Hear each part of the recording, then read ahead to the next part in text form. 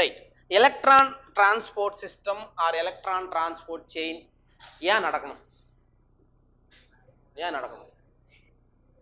ATP வரணும். சரியா? ATP வரணும். NADH இருந்தோம் FADH இருந்தோம் என்ன வரணும்? ஏடிபி உருவாக்கப்படணும். அதுக்காக என்ன நடக்கணும்? எலக்ட்ரான் டிரான்ஸ்போர்ட் சிஸ்டம் நடக்கும். சரியா? அப்படி ஒன்றும் இல்லை, எலக்ட்ரான்கள் டிரான்ஸ்ஃபர் ஆகிட்டு போகும்போது உங்களுக்கு என்ன ஃபார்ம் ஆகும்? ஏடிபி ஃபார்மேஷன் நடக்கும். சரியா? எங்க நடக்குது? அடுத்த கொஸ்டின். மைட்டோகாண்ட்ரியாவில் நடக்குது. மைட்டோகாண்ட்ரியாவில் எங்க நடக்குது? மைட்டோகாண்ட்ரியாவில் எங்க நடக்குது?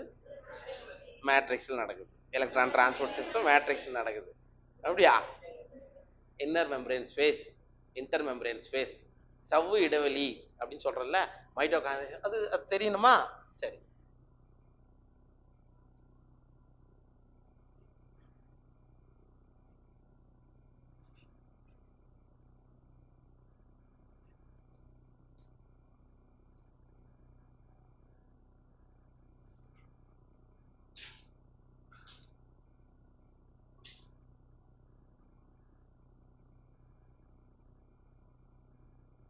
இது மைட்டோகாண்ட்ரியா.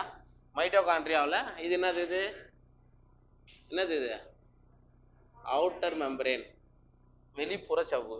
சரியா? அண்ட் இது இன்னர் மெம்பரேன், உட்புற சவ்வு. சரியா? இது என்னது? இன்டர் மெம்பரேன் ஸ்பேஸ், உட்புற சவ்வு இடைவெளி. புரியுதா? இப்ப இந்த படத்தை நீங்க இப்படி நினைச்சு பார்க்கணும். சரியா? ஜஸ்ட் இந்த இடத்துல நீங்க என்ன பண்றோம் அப்படின்னா, நம்ம ஜஸ்ட் இந்த பார்ட்டை மட்டும் நம்ம எடுத்து போட்டிருக்காங்கன்னு வச்சோம். ஓகேவா? இது என்னது? மேட்ரிக்ஸ். மேட்ரிக்ஸ் எங்க இருக்கு? சென்டர்ல இருக்கிறது தான் மேட்ரிக்ஸ். புரியுதா? அப்ப ஒரு பாதியை மட்டும் எடுத்துக்க, இந்த பாதியை மட்டும் நீங்க எடுத்துக்க. மேட்ரிக்ஸ் இங்க வந்துருச்சு. சரியா? இந்த மேட்ரிக்ஸ் பக்கத்துல இது யார்? இது என்னது? Inner mitochondrial membrane. சரியா?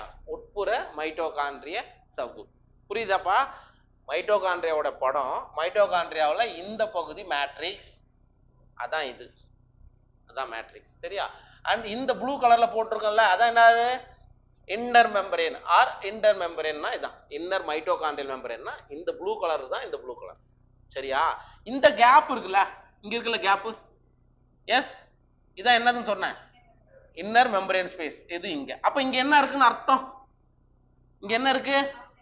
அவுட்டர் மெம்பரேன் இருக்கு. புரியுதா? இது புரிஞ்சிச்சுன்னா தான் உள்ள வர முடியும் நம்ம. ஓகேவா? இது எல்லாருக்கும் ஓகே தானே? ஒரு மைட்டோகாண்ட்ரியாவை தான் நமக்கு ஒரு பார்ட்டை மட்டும் எடுத்து கொடுத்துருக்காங்க. மைட்டோகாண்ட்ரியாவில் இந்த பகுதி மேட்ரிக்ஸ்னா உள்ள இருந்துச்சு. ரைட்டா? இந்த ப்ளூ கலர் இருக்கிறது இன்னர் மைட்டோகாண்ட்ரியல் மெம்பரேன், அதான் இது. ஓகேவா? அதான் இது. அடுத்தது இந்த ஸ்பேஸ் தான் எது? இது. அண்ட் அவுட்டர் மெம்பரேன்றது இங்க இருக்கும். இது ஓகேவா? சரி, ரைட். இது ஓகேனா அடுத்தது பாரு. ரைட்பா. அடுத்தது இப்ப அப்ப எந்த இடத்துல நடக்குது? இன்டர் மெம்பரேன் ஸ்பேஸ்ல நடக்குது. எலக்ட்ரான் டிரான்ஸ்போர்ட் சிஸ்டம்ன்றது அங்கதான் நடக்குது. சரிங்களா? இதுக்கு முன்னாடி கெமியோ ஆஸ்மாட்டிக் ஹைபோதீசிஸ்ன்றதை படிச்சோம். எங்க படிச்சோம்? தைலகாய்டுல படிச்சீங்க. அது குளோரோபிளாஸ்ட்ல நம்ம படிச்சோம். ரைட்டா? அங்க புரோட்டான் கிராடியன்ட்னு ஒண்ணு ஏற்பட்டுச்சு. அது எந்த இடத்துல ஏற்பட்டுச்சு? லியூமன் பகுதியில். தைலகாய்டுக்கு உள்ள இருந்து வெளியே வந்துச்சு.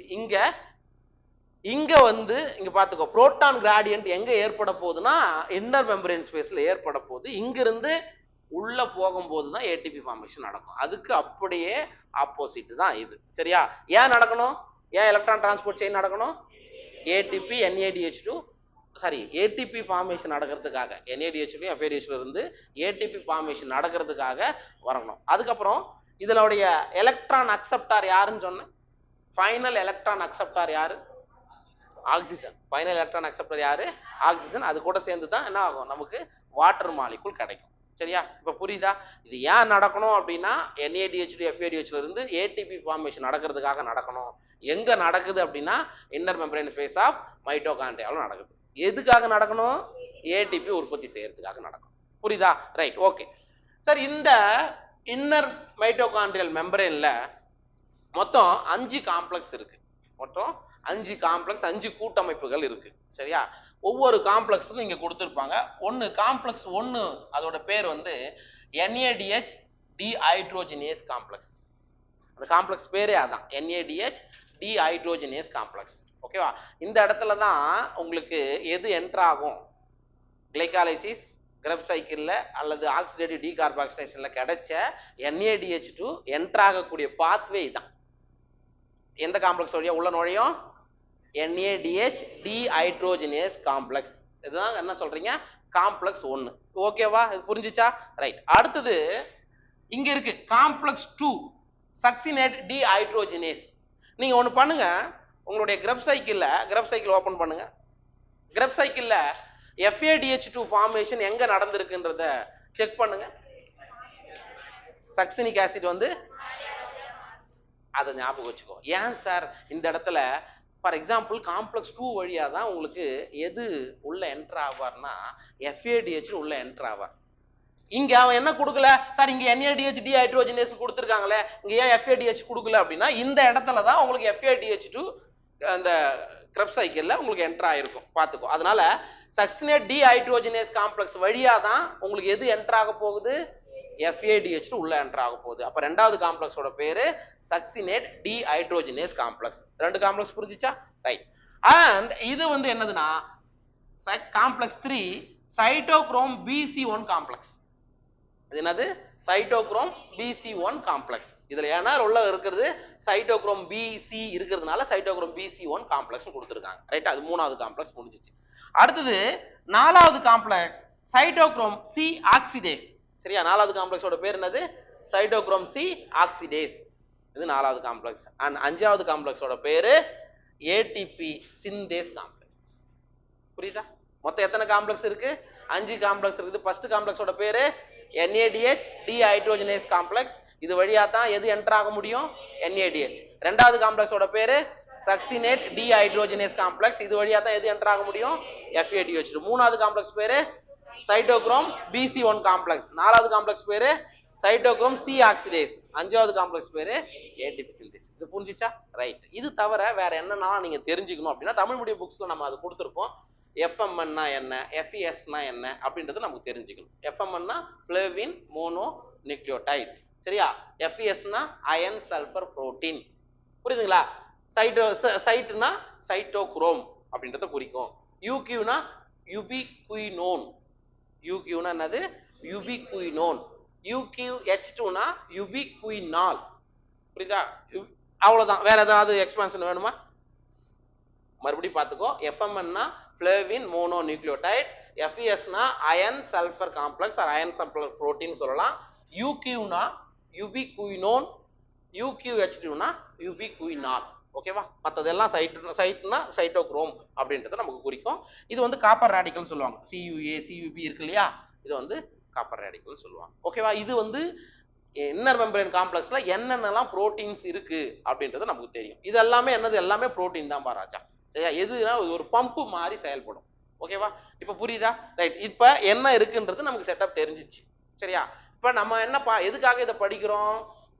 எப்படி உங்களுக்கு NADH2 இருந்து ATP ஃபார்மேஷன் நடக்க போகுது. புரியுதா? ரைட். ஃபர்ஸ்ட் நம்ம எங்க இருந்து ஸ்டார்ட் பண்றோம் அப்படின்னா, ஃபர்ஸ்ட் NADH2 என்டர் ஆகுது. NADH2 உங்களுக்கு ஆக்சிஜனேற்றம் அடையும் போது என்ன நடக்கும்? அப்ப ஆக்சிஜனேஷன்னா என்ன படிச்சீங்க? ஆக்சிஜனேற்றம் லாஸ் ஆஃப் ஹைட்ரஜன், அப்புறம் கெயின் ஆஃப் ஆக்சிஜன், அப்புறம் எலக்ட்ரான்கள் ரிமூவ் ஆகுமா இல்லையா? அதான் நடக்க போகுது. இங்க பாருங்க, NADH2 ஆக்சிஜனேற்றம் அடையும் போது டூரிங் ஆக்சிடேஷன் அது எதை ரிலீஸ் பண்ணும்? 2 எலக்ட்ரானையும் 2 புரோட்டான்களையும் ரிலீஸ் பண்ணும். புரியுதா? எலக்ட்ரான் பிளஸ் புரோட்டான்களை எப்ப? During oxygenation of NADH2 electron and proton release ஆகும். இது பாயிண்ட் புரியுதா? ரைட். அப்ப இந்த இடத்துல நம்ம 2 பாத்வே படிக்க போறோம். எலக்ட்ரானுடைய பாத்வே எப்படி போகுது? இங்கிருந்து கிளர்ச்சி விட்டு கிளம்பக்கூடிய எலக்ட்ரான்கள் இந்த ஈன்னு போட்டிருக்குல்லப்பா, இது என்னன்னா எலக்ட்ரானுடைய பாத்வே, எலக்ட்ரான் போகக்கூடிய வழித்தடம். சரிங்களா? ரைட். அப்ப NADH2 ஆக்சிஜனேற்றம் அடைந்து என்ற எலக்ட்ரான் வருது இல்லையா, அந்த எலக்ட்ரானை மட்டும் பார்ப்போம். சரியா? அப்புறம் நம்ம புரோட்டான் எப்படி உள்ள போகுதுன்னு பார்க்கலாம். அப்ப அந்த 2 எலக்ட்ரான்கள் இங்க ஃபர்ஸ்ட் ஃப்ளேவின் மோனோ நியூக்ளியோடைட் அது வழியா வருது. எங்க வருது? அயன் சல்ஃபர் காம்ப்ளெக்ஸ்க்கு வருது, அயன் சல்ஃபர் புரோட்டீனுக்கு வருது. அங்கிருந்து எலக்ட்ரான்கள் இந்த காம்ப்ளெக்ஸ் 1ல இருந்து இந்த கவனிச்சுக்கோ எங்க வருது அப்படின்னா இந்த மெம்பரேன் இந்த இன்னர் மெம்பரேன்ல இருக்கக்கூடிய யூபிகுயினாலுக்கு வருது. இந்த இடத்துல என்ன ஆகுது, யூபிகுயினோன் ரீச் ஆகுது. யூபிகுயினோன் இங்க என்னவா மாறுது, யூபிகுயினாலாக மாறுது. என்ன ஆகுது, யூபிகுயினாலாக மாறுது. ரைட். அங்கிருந்து எலக்ட்ரான்கள் மட்டும் நான் போடுற இந்த லைனை மட்டும் பாரு. இந்த எலக்ட்ரான் எங்க வருது அப்படின்னா காம்ப்ளெக்ஸ் 3ல இருக்கக்கூடிய சைட்டோக்ரோம் பிக்கு வருது.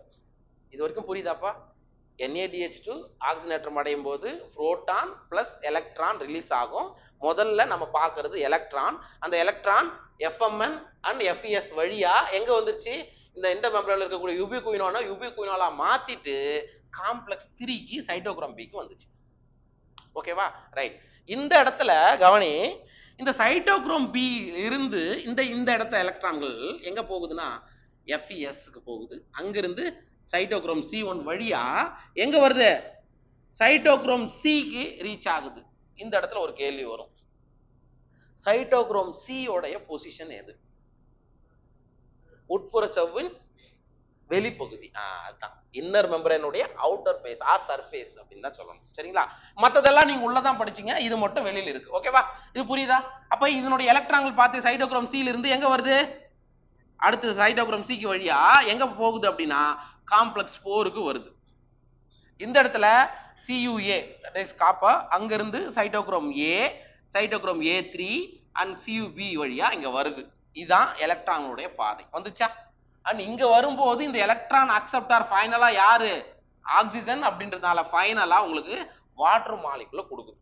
இது வந்து ஒன்லி ஒரே ஒரு இதுக்காக தான் பார்த்துருக்கிறோம், NADH2க்கு மட்டும்தான் பார்த்துருக்கிறோம். அப்போ NADH2 ஆக்சிடைஸ் ஆயிட்டு போகும்போது எந்தெந்த காம்ப்ளெக்ஸ் பார்ட்டிசிபேட் பண்ணும், காம்ப்ளெக்ஸ் 1, காம்ப்ளெக்ஸ் 3, அதுக்கப்புறம் காம்ப்ளெக்ஸ் 4. இங்க எது பார்ட்டிசிபேட் பண்ணாது, காம்ப்ளெக்ஸ் 2 பார்ட்டிசிபேட் பண்ணாது. ஏன்னா அது FADH2 வரக்கூடிய வழித்தடம். இப்போ ஓகேவா? இப்போ எலக்ட்ரான்கள் இப்படி மூவ் ஆயிட்டு போகும்போது இந்த இடத்துல ஆல்ரெடி உங்களுக்கு என்ன இருக்கு அப்படின்னா அந்த புரோட்டான்கள் இருக்கா? NADH2 ஆக்சிஜன் அடையும் போது இங்க புரோட்டான்களையும் தானே ரிமூவ் பண்ணுது. அப்ப இது என்ன ஆகுது அப்படின்னா இந்த இடத்துல இருந்து இந்த எலக்ட்ரான்கள் கடந்து செல்லும் போது உள்ள இருந்து பம்ப் பண்ணி 4 புரோட்டானை தூக்கி இந்த பக்கம் போடுது.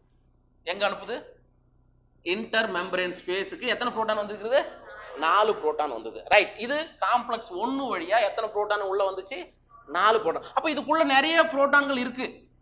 புரியுதா? அந்த புரோட்டான்கள்லாம் எங்க வரணும், இன்டர் மெம்பரேன் ஸ்பேஸ்க்கு வரணும். அப்ப இந்த வழியே வரும்போது 4 புரோட்டான் வந்துச்சு. அடுத்தது இங்க பாருங்க, அடுத்தது இந்த இடத்துல சைட்டோக்ரோம் காம்ப்ளெக்ஸ் 3 இருக்கு இல்லையா, இந்த இடத்துல இது வந்து புரோட்டானுடைய பாதை. இந்த ரெட் கலர்ல கொடுத்துருக்காங்கல்ல, இது வந்து புரோட்டான்கள் போகக்கூடிய பாதை. இந்த இடத்துல என்ன ஆகுது, மறுபடியும் 4 புரோட்டான் இங்கிருந்து இங்க வெளியே கொண்டு வரப்படுது.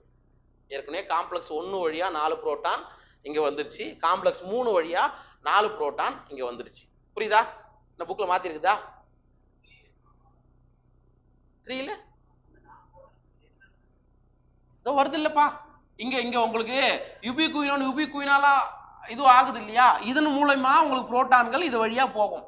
அதான் புரோட்டானோட பாதை ரெட், ஞாபகம் வச்சுக்கோ. இதை மட்டும் நீங்க ஞாபகம் வச்சு, இதை பார்க்காத, இது வேற அடுத்த லைன், இது அடுத்த லைன், இது வேண்டாம். சரியா? இப்ப காம்ப்ளெக்ஸ் 1 வழியா 4 புரோட்டான் வந்துச்சு, காம்ப்ளெக்ஸ் 3 வழியா 4 புரோட்டான் வந்திருக்கு. புரியுதா? ரைட். அடுத்தது இந்த பாத்து இப்படி வரும்போது இந்த இடத்துல காம்ப்ளெக்ஸ் 4 வழியா எத்தனை புரோட்டான் வெளியே வருதுப்பா, 2 புரோட்டான் வருது. புரியுதா? அப்ப ஒரு NADH2 ஜோயல், ஒரு NADH2 ஆக்சிஜனேற்றம் அடையும் போது எத்தனை புரோட்டான் இன்னர் மெம்பரேன் ஸ்பேஸ்க்கு வருது, எத்தனைடா வருது, 4. எங்க 4 வருது, நீ எங்க கவனிக்கிற, இங்க 4, இங்க 4, இங்க 2, மொத்தம் 10 புரோட்டான் எங்க வருது, இன்டர் மெம்பரேன் ஸ்பேஸ்க்கு வருது. இது ஓகேவா சந்திரோ? ஒரு NADH2 ஆக்சிஜனேற்றம் அடையும் போது எத்தனை புரோட்டான் இன்டர் மெம்பரேன் ஸ்பேஸ்க்கு வந்து, 10. எந்தெந்த காம்ப்ளெக்ஸ் வழியா சொல்லு, first complex, third complex 4, fourth காம்ப்ளெக்ஸ்ல 2. புரியுதா? புரியுதா? இது அப்ப இந்த இந்த மாதிரி எலக்ட்ரான்கள் வரும்போது இப்போ வந்துச்சு நமக்கு என்ன தேவை அப்படின்னா, ஒரு NADH2 ஆக்சிஜனேற்றம் அடைந்து எத்தனை புரோட்டான்கள் கிடைச்சது? 10 புரோட்டான்கள் கிடைச்சது. இது ஓகேவா? எல்லாருக்கும் இது ஓகேவா? ரைட்டா? ரைட். சரி, அப்ப இது NADH2 முடிஞ்சு போச்சு, அதோட வேலை முடிஞ்சிச்சு. ரைட். அடுத்தது நம்ம என்ன பார்க்க போறோம் அப்படின்னா, FADH2 ஆக்சிஜனேற்றம் அடைய போகுது. புரியுதா? FADH2 FADயா மாறுது. இந்த இடத்துல மறுபடியும் உங்களுக்கு என்ன ஆகும்? அதே மாதிரி எலக்ட்ரான்கள் ரிமூவ் ஆகும், புரோட்டான்கள் ரிமூவ் ஆகும். ஆமா, கரெக்ட். சரியா? இப்ப இந்த பாதை வேற. இப்ப நம்ம இது வந்து FADH2 உள்ள நுழையும் போது என்ன நடக்க போகுது? அப்ப FADH2 நடக்கும் போது உள்ள எலக்ட்ரான்கள் போகுமா? இந்த எலக்ட்ரானுடைய பாதை FAD இலிருந்து FES அகைன் யூபிகுயினோலா மாறும் போது புரோட்டான்கள் இது வழியா என்ன ஆகுது? இதோட எலக்ட்ரான் பாதை மட்டும் இங்க பாரு. இதோட எலக்ட்ரான் பாதை மட்டும் நான் சொல்றேன். யூபிகுயினால் அங்கிருந்து cytochrome B, FES, cytochrome C1, cytochrome, இதே பாதை. புரியுதுங்களா? இதோட பாதை இங்க ஃபைனல் எலக்ட்ரான் அக்செப்டரா போயிட்டு இங்க போயிடுது. இது வந்து நான் இப்ப இந்த கிரீன் கலர்ல போட்டுக்கிறது எலக்ட்ரான்களோட பாதை மட்டும் தான் போட்டிருக்கேன். அப்ப இந்த யூபிகுயினோலா மாறும் பொழுது இங்கிருந்து 4 புரோட்டான் இது வழியா வெளியேற்றப்படுகிறது.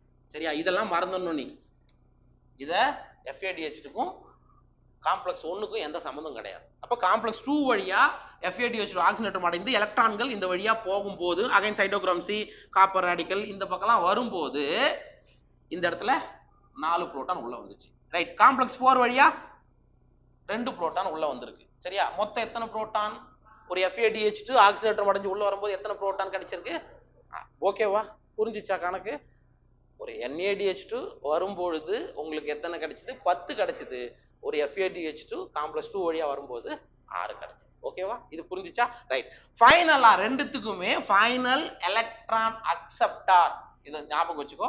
ஆக்சிஜன் பிளஸ் இதுக்குள்ள ஆல்ரெடி புரோட்டான் இருக்கா, அதையும் சேர்ந்து நமக்கு என்ன கிடைக்குது? வாட்டர் மாலிகுல் கிடைக்கும். வாட்டர் மாலிகுல் எப்பதான் கிடைக்கும்? ஃபைனலா நமக்கு கிடைக்கும். சரியா? இந்த கான்செப்ட் புரிஞ்சிச்சுன்னா இப்போ ஒரு NADH2 ஆக்சிஜனேற்றம் அடைந்து 10 புரோட்டான், ஒரு FADH2 ஆக்சிஜனேற்றம் அடைந்து 6 புரோட்டான், 6 தானப்பா? இப்படி இப்படி இப்படி பம்ப் பண்ணி உள்ள வர உங்களுக்கு என்ன ஆச்சு அப்படின்னா, என்ன ஆச்சுங்க? இந்த இடத்துல இன்டர் மெம்பரேன் ஸ்பேஸ்ல உங்களுக்கு என்ன ஏற்படுகிறது? புரோட்டான் கிராடியன்ட் ஏற்படுகிறது. அதாவது புரத செறிவு சாய்வு அதிகரிக்கிறது. எப்பவுமே புரோட்டான் கிராடியன்ட் எப்ப நடக்கும்? செறிவு அதிகமாக உள்ள பகுதியிலிருந்து செறிவு குறைவான பகுதிக்கு போகணும். So concentration high to log போகணும். இப்ப உள்ள கான்சன்ட்ரேஷன் அதிகமா இருக்குமா, இன்னர் மெம்பரேன் ஸ்பேஸ்ல அதிகமா இருக்குமா? இன்னர் மெம்பரேன் ஸ்பேஸ்ல அதிகம். ஏன்னா இங்கிருந்து எல்லா புரோட்டானும் என்ன வந்துச்சு? இங்க வந்துச்சு. அப்ப அந்த புரோட்டான் கிராடியன்ட்டை உடைக்கணும் அப்படின்னா அதுக்கு பார்ட்டிசிபேட் பண்றவங்க தான் யாரு? காம்ப்ளெக்ஸ் 5 ATP சிந்தேஸ் அல்லது F0F1 காம்ப்ளெக்ஸ். என்ன சொல்லலாம்? F0F1 complex. இதுக்கு முன்னாடியும் ஒரு F0F1 படிச்சிருப்போம். அதுக்கு பேர் என்ன? CF0CF1 complex. ஏன்னா Cன்றது குளோரோபிளாஸ்ட குறிக்கும்னு சொன்னேன். ரைட்டா? இங்க வெறும் F0 அப்படின்றது மைட்டோகாண்ட்ரியால இருக்கக்கூடிய F0F1 காம்ப்ளெக்ஸ். எப்பவும் போலதான்ப்பா. F0 கரெக்டா அந்த இன்டர் மெம்பரேன்ல பொதிஞ்சு இருக்கும். F1 வந்து கொஞ்சம் வெளியில நீட்டிட்டு இருக்கும். சரியா? அப்ப இந்த புரோட்டான் கிராடியன்ட்டை உடைக்கிறதுக்காக இந்த புரோட்டான்கள் என்ன ஆகும் அப்படின்னா இங்கிருந்து இது வழியா போகும். இது வழியா போகும்போது உள்ள யார் என்சைம் இருப்பா? ATP சிந்தேஸ் என்சைம் இருக்கும். ஏற்கனவே படிச்ச அதே கான்செப்ட் தான். இந்த இடத்துல என்ன ஆகும் அப்படின்னா இது வழியா புரோட்டான்கள் இந்த வழியா கடந்து செல்லும் போது ஒரு ATP நமக்கு ஃபார்ம் ஆகும். என்ன ஃபார்ம் ஆகும்? ATP ஃபார்ம் ஆகும். புரியுதா சார்?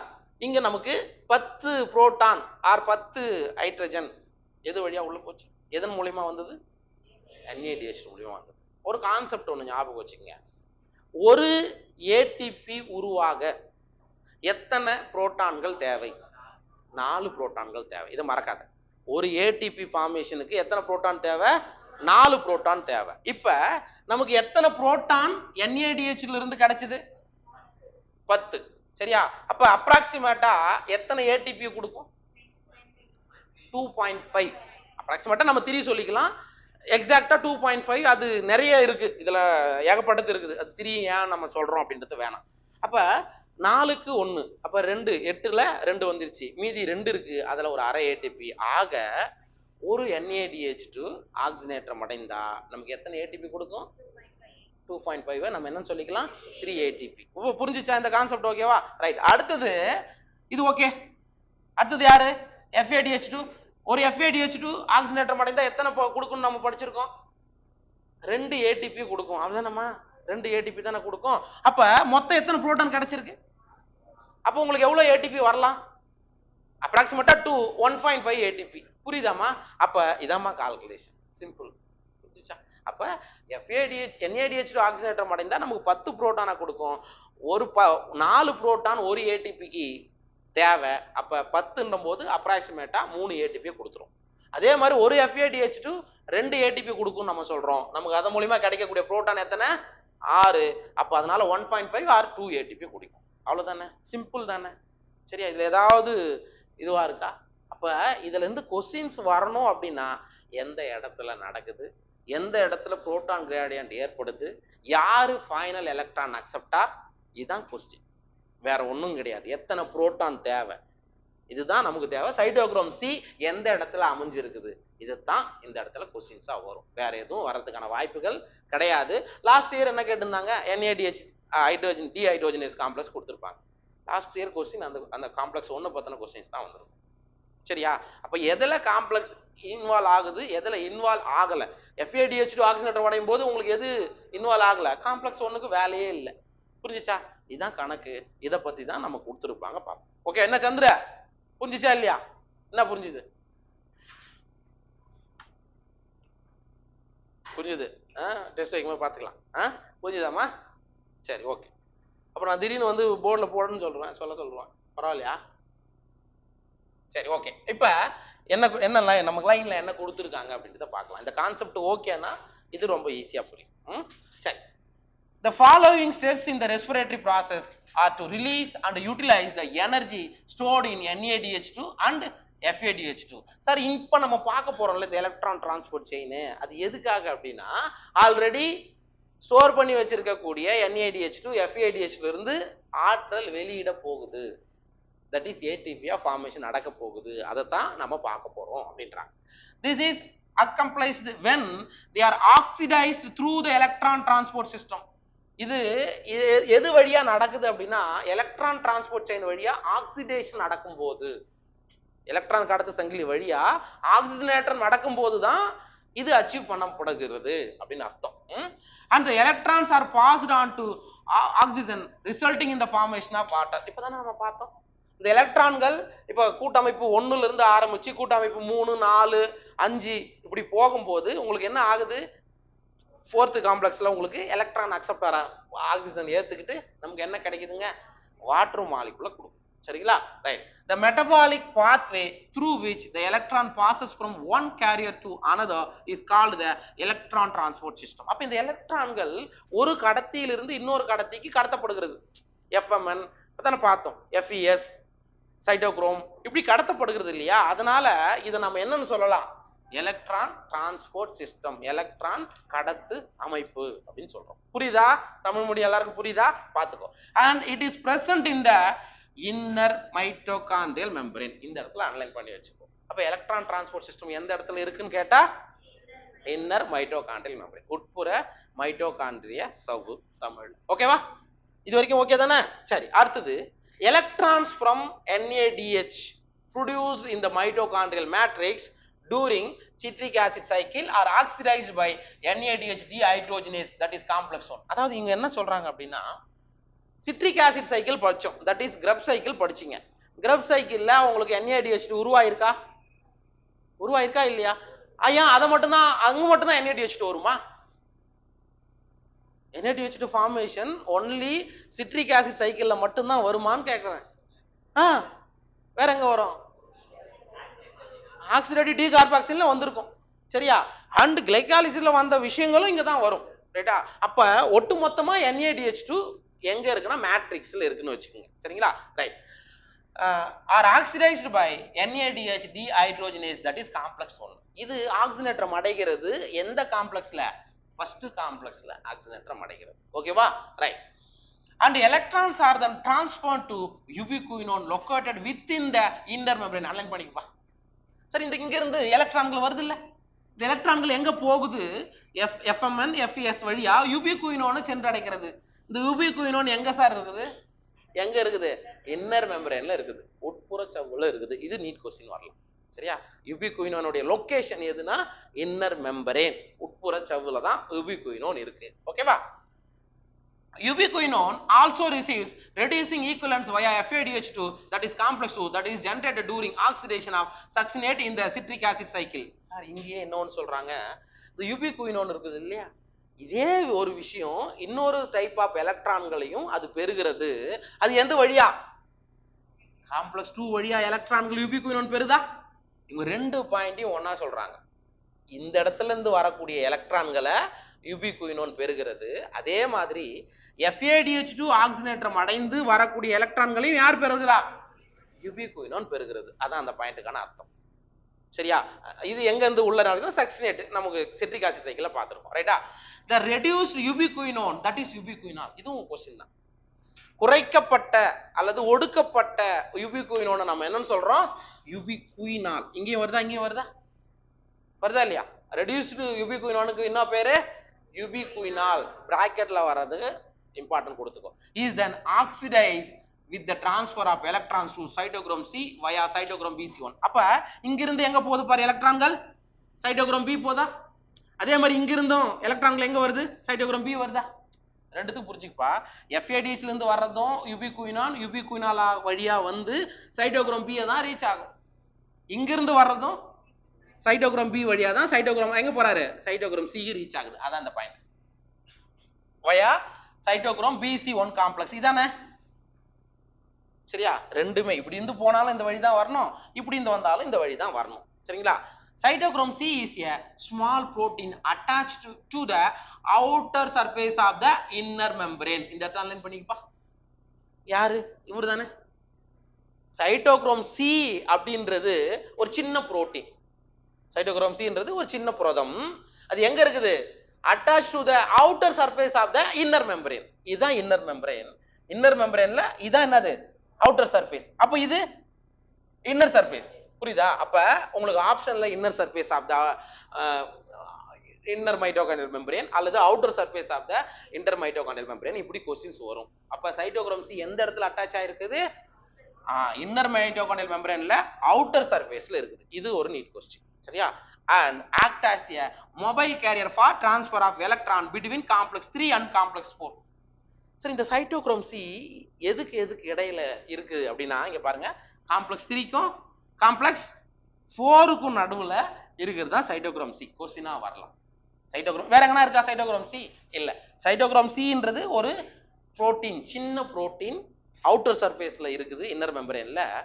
இது காம்ப்ளெக்ஸ் 3க்கும் காம்ப்ளெக்ஸ் 4க்கும் இடையில எலக்ட்ரான்களை கடத்தக்கூடிய ஒரு கேரியரா இருக்குதுன்னு சொல்றாங்க. புரிஞ்சுச்சு அந்த பாயிண்ட்? சரி, அதுக்கு அடுத்தது ஓகே, அடுத்தது complex 4 refers to cytochrome C oxidase complex. இந்த காம்ப்ளெக்ஸ் 4 நம்ம என்ன சொல்றோம்னா சைட்டோக்ரோம் C oxidase complex அப்படின்னு நம்ம சொல்றோம். சரிங்களா? containing cytochromes A and A3. Question வரலாமே. சைட்டோக்ரோம் A and A3 கொண்டிருக்கக்கூடிய காம்ப்ளெக்ஸ் எதுனா இருக்கா? Cytochrome A and A3.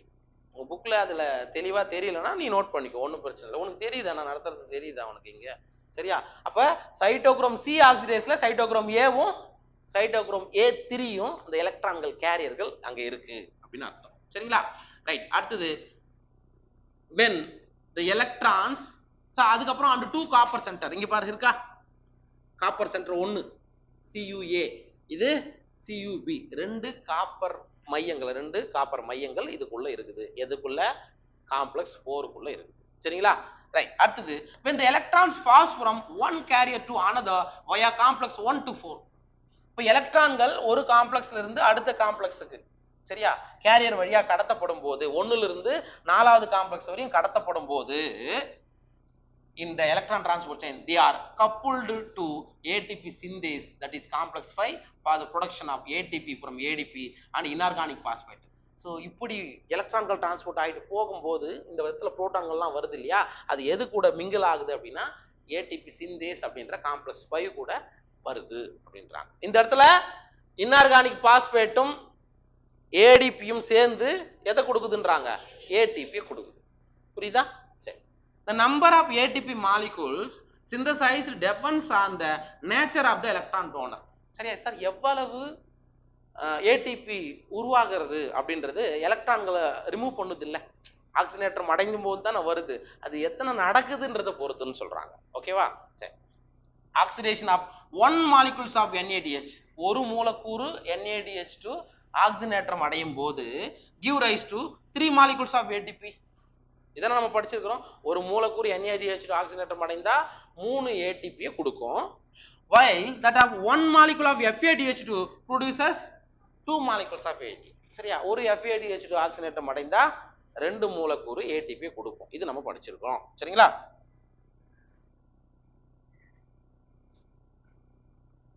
although the aerobic process of respiration takes place only in the presence of oxygen. நம்ம என்ன படிச்சிருக்கோம்? காற்றுள்ள சுவாசம் ஆக்சிஜன் இருந்தா மட்டும் தான் நடக்கும். கரெக்டா? ஏரோபிக் ரெஸ்பிரேஷன் யார் தேவை? ஆக்சிஜன் தேவை. அந்த பாயிண்ட் தான் அது. the role of oxygen limited to the terminal stage of process. Sir, ஆக்சிஜனுடைய வேலை எங்க தெரியுமா? இந்த எலக்ட்ரான் டிரான்ஸ்போர்ட் செயின்ல டெர்மினல் லாஸ்டா இறுதியில தான் ஆக்சிஜனோட வேலையே இங்க ஈடுபடுதுன்னு சொல்றாங்க. சரியா? at the presence of oxygen is vital. ரொம்ப முக்கியம். ஆக்சிஜன் இருக்கிறதுன்றது ஏரோபிக் ரெஸ்பிரேஷன் ரொம்ப ரொம்ப அவசியம். since it drives the whole process by removing hydrogen from the system. இந்த ஆக்சிஜன் ஃபைனல் எலக்ட்ரான் அக்செப்டார் வந்தாதான் அது வாட்டரா மாலிகுலா மாறும். அப்ப இந்த ஹோல் சிஸ்டத்துமே டிரைவ் பண்றவர் யாரா? ஆக்சிஜன். அது இல்லைன்னா யோசித்து பாரு, அப்படியேதான் நின்று போடும், முடிஞ்சு போச்சு. சரி, அது இருக்கிறதால தான் இது எல்லா ஹோல் எலக்ட்ரான் சிஸ்டத்தையும் அது என்ன பண்ணுது? ஓட்டுது அப்படின்னு அர்த்தம். Oxygen act as the final hydrogen acceptor. Underline பண்ணி வச்சுக்கோ. ஆக்சிஜன் என்னவாக செயல்படுகிறது? இறுதிநிலை ஹைட்ரஜன் ஏற்பி, final hydrogen acceptor or electron acceptor சொன்னாலும் சொல்லிக்கலாம். சரியா? அப்ப அந்த ஹைட்ரஜன் எங்க இருந்து? உள்ள இருந்தது இல்ல, அந்த ஹைட்ரஜனை ஆஃப் அவுட் சேர்ந்து நமக்கு என்ன கிடைச்சதுங்க? வாட்டர் மாலிகுலா மாறுது. அப்ப நமக்கு question final hydrogen acceptor or final electron acceptor யாரு? ஆக்சிஜன். மறக்காதீங்க. unlike photophosphorylation where it is the light energy that is utilized for the production of proton gradient required for phosphorylation. அதாவது இதுக்கு முன்னாடி இந்த இடத்துல எதை சொல்றாங்க அப்படின்னா, நம்ம போட்டோசிந்தசிஸ்ல படிச்சோம்ல, போட்டோபாஸ்பாரிலேஷனுக்கும் ஆக்சிடேட்டிவ் பாஸ்பாரிலேஷனுக்கும் என்ன வித்தியாசம் அதை தான் இங்க சொல்றாங்க. போட்டோபாஸ்பாரிலேஷன் அதாவது ஒளி பாஸ்பரிகரணத்துல எது தேவை? லைட் தேவை. லைட் தேவைப்படுகிறது, அது போட்டோசிந்தசிஸ்ல தேவைப்படுகிறது. அதுதான் இங்க சொல்றாங்க. Okay, photophosphorylation where it is the light energy that is utilized for the production of proton gradient required for phosphorylation. So அந்த இடத்துல ஏடிபி உற்பத்திக்காக புரோட்டானை கிடைக்கணும்னா லைட் எனர்ஜி பயன்படுத்தப்படுகிறது. இது எங்கன்னா குளோரோபிளாஸ்ட்ல இன் ரெஸ்பிரேஷன். இப்போ நீங்க இங்க வந்துடணும் மைட்டோகாண்ட்ரியாக்கு வா. It is the energy of oxidation reduction, ஆக்சிஜனேற்ற ஒடுக்கம் அப்படின்றது இங்க நடக்குது. ஃபார் த சேம் ப்ராசஸ், அதே ப்ராசஸ்க்கு வந்து இங்க லைட் எனர்ஜி கன்வெர்ட் ஆகிறது கிடையாது. ஆக்சிடேஷன் ரிடக்ஷன் நடக்கிறதுனால வரக்கூடிய புரோட்டானை பயன்படுத்திக்கிட்டு இங்க ஏடிபி உருவாக்க போகுது. Okay, it is for this reason that the process is called oxidative phosphorylation. அப்ப ஆக்சிஜனேற்ற ஒடுக்கத்தின் மூலம் கிடைக்கக்கூடிய எனர்ஜியை வச்சுதான் இந்த இடத்துல ஏடிபி உருவாகுது. அதனால இந்த இதுக்கு பேர் நம்ம என்ன சொல்றோம்? ஆக்சிஜனேற்ற பாஸ்பரிகரணம், ஆக்சிடேட்டிவ் பாஸ்பாரிலேஷன் சொல்றோம். புரிஞ்சுச்சா? Okay, you have already studied about the mechanism of membrane linked ATP synthesis as explained by chemiosmotic hypothesis in the earlier chapter. நீங்க ஆல்ரெடி படிச்சிருக்கீங்க. என்ன படிச்சிருக்கீங்க? chemiosmotic hypothesis, வேதி சவுடு பரவல் கோட்பாடுன்னு ஒன்று படிச்சிருக்கீங்க. அது எதுக்காக படிச்சீங்க? எப்படி புரோட்டான் கிராடியன்ட் உடைஞ்சி ஏடிபி ஃபார்மேஷன் நடக்குது அப்படின்றத படிச்சிருப்பீங்க அப்படின்னு சொல்றாங்க. அதை இங்க நீங்க ஞாபகம் வச்சுக்கணும். ஓகேவா? As mentioned earlier, the energy released during the electron transport system utilized in the synthesis of ATP with the help of ATP synthesis. ஏற்கனவே நம்ம சொல்லியிருக்கிறோம். சரி, எனர்ஜி கிடைக்குது இல்ல, அந்த எனர்ஜி எதுக்காக பயன்படுத்த போகுது? ஏடிபி உருவாக்கத்திற்கு நம்ம பயன்படுத்த போகுது. சரியா? அது எதோட தொடர்புடையது? காம்ப்ளெக்ஸ் 5. எதோட தொடர்புடையது? Complex 5. this complex consists of two major components. அதாவது இந்த இடத்துல அப்படியே அதே படம் தான் இங்க தனியா கொடுத்திருக்காங்க. இதுதான் யாரு? Inner mitochondrial membrane. இங்க யார் இருக்கா? மேட்ரிக்ஸ் இருக்கா. இந்த இடத்துல யார் இருக்கா? இன்னர் ஸ்பேஸ் இருக்குதா இல்லையா? இன்னர் மைட்டோகாண்ட்ரியல் ஸ்பேஸ் இடைவெளியில. இப்போ என்ன ஆயிடுச்சு? இது வரைக்கும் நம்ம பார்த்ததால உள்ள ஃபுல்லா என்ன ஆச்சுப்பா? புரோட்டான் உள்ள வந்துச்சா? புரோட்டான்கள் இங்கிருந்து எல்லாமே இந்த இடத்துக்கு வந்துச்சு. இந்த இடத்துல என்ன சொல்லுவாங்க அப்படின்னா, இந்த F0 அப்படின்றது நல்லா இந்த இன்னர் மெம்பரேன் இருக்குல்ல, அதுக்குள்ள பொதிஞ்சிருக்கும். ஸோ இதான் மெம்பரேன்னா இதுக்குள்ளவே F0ன்றது உள்ள இருந்திருக்கும். ஆனா F1ன்றது எங்க நீட்டிட்டு இருக்கும்? மேட்ரிக்ஸ் பகுதியை நோக்கி நீட்டிட்டு இருக்கும். சரிங்களா? ரைட். அதாவது ரெண்டு காம்போனன்ட்ட இந்த ஃபிஃப்த் காம்ப்ளெக்ஸ் கொண்டு இருக்கிறது. ஒன்னு F1 அண்ட் F0. சரிங்களா? The F1 is a peripheral membrane protein. Peripheral என்ன? வெளிப்புறம். F1ன்றது இது ஒரு புரோட்டீன் தான், வெளிப்புறமாக இருக்கக்கூடிய ஒரு புரதம், அதாவது peripheral protein. And contains a site for synthesis of ATP from ADP and inorganic phosphate. இந்த இடத்துல இந்த வெளிப்புறத்தில் நீட்டிட்டு இருக்கு இல்லையா, இதுல ஒரு கெப்பாசிட்டி இருக்கு, உள்ள ATP சிந்தேஸ் அப்படின்ற ஒரு என்சைம் இருக்கு. இந்த என்சைம் உதவியால அடினோசின் டைபாஸ்பேட்டையும் இன்ஆர்கானிக் பாஸ்பேட்டையும் சேர்ந்து ஏடிபியை உருவாக்கக்கூடிய கெப்பாசிட்டி F1 காம்ப்ளெக்ஸ்க்கு உண்டு, அல்லது F1 அந்த பார்ட்டுக்கு உண்டுன்னு சொல்றாங்க. சரிங்களா? F0 is an integral membrane protein. இன்டெகிரல்னா என்ன அர்த்தம்? உள்ள. இது பெரிபரல்னா வெளிப்புறத்தில் நீட்டிட்டு இருக்கு, இது உள்ள பொதிந்து இருக்கு அப்படின்னு அர்த்தம். சரி, அதான் அதுக்கான அர்த்தம். That forms the channel through which protons cross the inner membrane. இது என்னவா செயல்படுது? ஒரு சேனல் மாதிரி. ஏன்னா புரோட்டான் எது வழியா தான் வர முடியும்? இது வழியா தான் வர முடியும்னு சொல்றாங்க. The passage of protons through the channel is coupled to the catalytic site of F1 component for the production of ATP. So அப்ப இந்த புரோட்டான்கள் இப்படி வருது இல்லையா, அது உள்ள ATP சிந்தேஸ் என்றது என்சைம் இருக்கிறதுனால உங்களுக்கு ATP உருவாகும். Okay, for each ATP produced 4 proton pass through F0 from the intermembrane space to the matrix down the electrochemical proton gradient. அப்ப இந்த இடத்துல உள்ள உங்களுக்கு என்ன வந்துச்சு? புரோட்டான் கிராடியன்ட் அதிகமாயிடுச்சு. சரியா? அந்த புரோட்டான் கிராடியன்ட்டை உடைக்கணும், பிரேக் பண்ணணும், குறைக்கணும் அப்படின்றதுக்காக தான் இந்த புரோட்டான்கள் எங்க இருந்து போகுது? த்ரூ F0 சேனல் வழியா F1 வழியா மேட்ரிக்ஸுக்கு போகும்போது தான் அந்த புரோட்டான் கிராடியன்ட் உடைக்கப்படுகிறது அப்படின்னு சொல்றாங்க. புரியுதா? அப்ப இந்த இடத்துல நமக்கு என்ன முக்கியம்? For the production of one molecule of ATP, ஒரு மூலக்கூறு ATP உற்பத்தி செய்வதற்கு எத்தனை புரோட்டான்கள் இது வழியா உள்ள போகணும்பா? 4 புரோட்டான் உள்ள போகணும். அவ்வளவுதான். புரிஞ்சுச்சா? சிம்பிள். ஜஸ்ட் பாரு, பார்த்துட்டு ஏதாவது டவுட் இருந்தா கேளு.